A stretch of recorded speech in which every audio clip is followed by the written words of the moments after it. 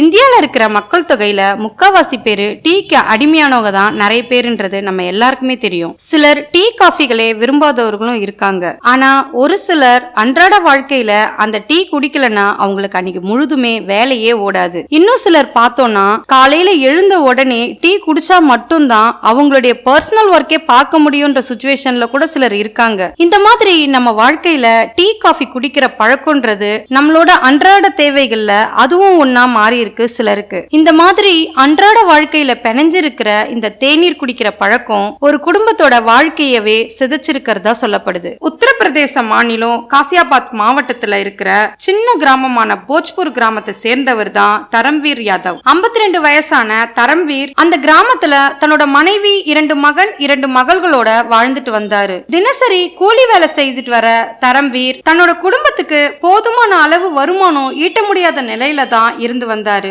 தரம்வீருக்கு 4 குழந்தைகள் இருக்கிறதால அவர் செய்து வர தினசரி கூலி வேலைக்கான வருமானம் அவருடைய குடும்பத்துக்கு போதுமானதா இல்லாததால கணவன் மனைவிக்குள்ள அடிக்கடி சண்டை ஏற்படுறதா சொல்லப்படுது. இதனால தரம்வீர் கூலி வேலை மட்டும் இல்லாம அவருக்கு கிடைக்கிற சின்ன சின்ன வேலைகளும் செய்துட்டு வந்தாரு. அப்படி வேலை செஞ்சு கிடைக்கிற பணத்துல அவருக்கு தேவையான பணத்தை எடுத்துக்கிட்டு மீதம் தான் தன்னோட மனைவி கிட்ட கொடுப்பாருன்னு தெரிய வந்திருக்கு. தரம்வீருக்கு குடிப்பழக்கம் இருக்கிறதால கணவன் மனைவிக்குள்ள அடிக்கடிக்கு சண்டை வர்றதா சொல்லப்படுது. அப்படி பிரச்சனைகள் வரும்போதெல்லாம் நண்பர்களும் உறவினர்களும் இவங்களை சமாதானப்படுத்தி சேர்த்து வச்சிருக்காங்க. கடந்த வாரம் டிசம்பர் 18ஆம் தேதி இரவு தரம்வீர் குடிப்பழக்கத்துக்கு அடிமையாகி குடிச்சிட்டு வீட்டுக்கு வந்திருக்காரு. அப்படி குடிச்சிட்டு வந்ததால தரம்வீரோட மனைவியான சுந்தரி தன்னோட கணவரை திட்டிருக்காங்க.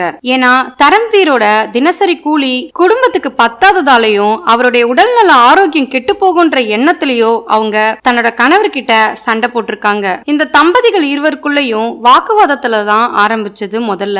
ஆனா கொஞ்ச நேரத்திலேயே அது பெரிய சண்டையா மாறி இருக்கு. அப்படி சண்டை போட்டுட்டு இருக்கும் போதே சுந்தரி இந்த சண்டையால தன்னுடைய குழந்தைகளோட மனநலம் பாதிக்கப்பட போதுன்ற எண்ணத்துல கொஞ்ச நேரத்திலேயே அமைதியாகி தன்னோட குழந்தைகளை தூங்க வச்சுட்டு அவங்களும் தூங்கறதுக்கு போயிடுறாங்க. அதே சமயம் தரம்வீரும் மதுபோதையில இருந்ததால அவரும் அன்னைக்கு இரவு தூங்கிடுறாரு. மறுநாள் செவ்வாய்க்கிழமை 19ஆம் தேதி காலையில வழக்கம் போல சுந்தரி காலையிலேயே எழுந்துக்கிறாங்க. தன்னோட வீட்டு வேலைகளை பார்த்துட்டு வந்துட்டு இருந்தாங்க.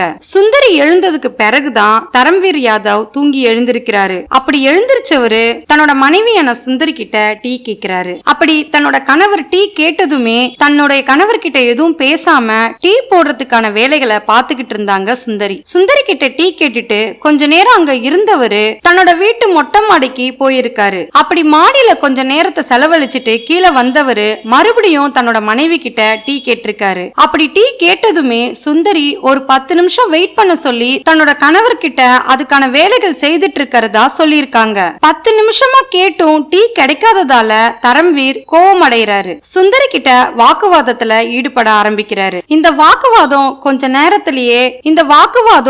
நேரத்திலேயே சண்டையாகி தரம்வீருக்கு தன்னோட மனைவி மேல அதிகப்படியான கோவத்தை ஏற்படுத்துச்சு. கோவத்தை கட்டுப்படுத்த முடியாத தரம்வீர் வீட்டு மாடியில வச்சிருந்த அருவாவை கொண்டு வந்து சுந்தரியோட பின்பக்கத்துல நின்னு அவங்களுடைய கழுத்து பகுதியை தாக்குனதா சொல்லப்படுது. அப்படி தாக்கப்பட்டதுமே சுந்தரி கத்தி கதறி அலறி இருக்காங்க. அந்த அலறல் சத்தம் கேட்டு சுந்தரியோட குழந்தைகள் மற்றொரு ரூம்ல தூங்கிட்டு இருந்தவங்க அம்மாவோட சத்தத்தை கேட்டு ஓடி வந்திருக்காங்க.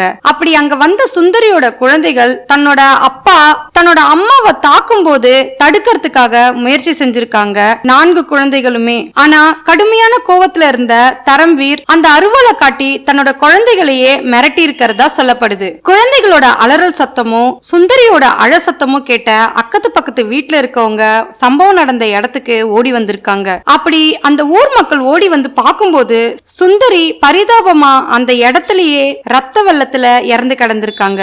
சுந்தரிய தாக்குன தரம்வீர் ஊர் மக்கள் வந்ததுமே கரும்பு காட்டுக்குள்ள ஓடி ஒளிஞ்சதா சொல்லப்படுது. உடனே போலீஸ்க்கு தகவல் கொடுக்கப்பட்டு சம்பவ இடத்துக்கு வந்த போலீஸ் சுந்தரி உடலை மீட்டு அட்டாப்சிக்கு அனுப்பியிருக்காங்க. அதோட தரம்வீரை தேடி கண்டுபிடிச்சு கரும்பு காட்டுக்குள்ள இருந்தவரை கைது பண்ணிருக்காங்க போலீஸ். அப்படி கைது பண்ண தரம்வீர் கிட்ட விசாரணை நடத்தும் போது அவர் வாக்குமூலத்துல சொன்னதாவது தான் 1 முறைக்கு 2 முறைக்கு மேல தன்னோட மனைவி கிட்ட டீ கேட்டதாவும் அவங்க டீ போட தாமதப்படுத்ததுனால தனக்கு கோபம் ஏற்பட்டு அருவாளால வெட்டி கொன்னதாவும் சொல்லியிருக்காரு. போலீஸ் இந்த கேஸ பல கோணத்துல விசாரணை நடத்தி வராங்க. அதே நேரத்துல தரம்வீரோட மூத்த மகன் கிட்டையும் விசாரணை நடத்தினாங்க. அந்த விசாரணையில அவரு தன்னோட அப்பாவுக்கு சிறு வயதுல இருந்தே தேநீர் குடிக்கிற பழக்கம் இருந்து வந்திருக்கு. ஒரு நாளைக்கு 1 அல்லது 6 முறைக்கு மேல அவர் தேநீர் குடிப்பாருன்னு சொல்லியிருக்காரு. சில நேரங்கள்ல என்னுடைய அம்மா தேநீர் போட்டு அப்பாக்கு குடுக்கலனாலும் அவரு அம்மாவை பல முறைகளுக்கு மேல திட்டிருக்காரே தவிர